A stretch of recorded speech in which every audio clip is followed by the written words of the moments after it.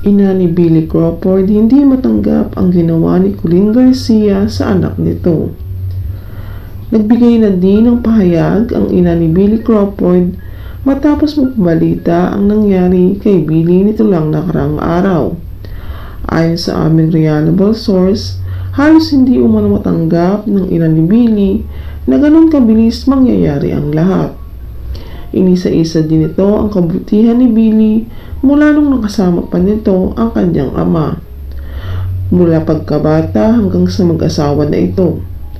Sobrang pagmahal umano sa pamilya si Billy.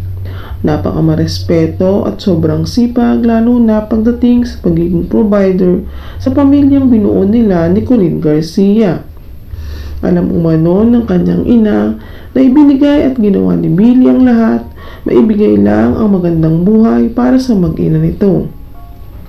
Nasasaktan lamang umano ang kanyang ina sa bali-balitang lumalabas patungkol sa hindi magandang gawin ng kanyang anak. Dahil alam umano niya sa sarili niya na hindi ito magagawa ni Billy. Kilala umano niya ang kanyang anak. Sa lahat ng tao, siya umano ang mas nakakilala sa kanyang anak. Lagi umano niyang pinapayuhan si Billy na huwag intindihin ang sinasabi ng iba. Ang mahalaga, kilala niya ang kanyang sarili na hindi niya magagawa ang sinasabi ng karamihan.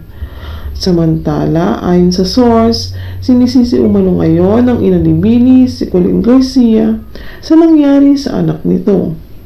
Hindi umano lubos akalain ng ina ni Billy na magagawa ito ni Colleen sa kanyang anak.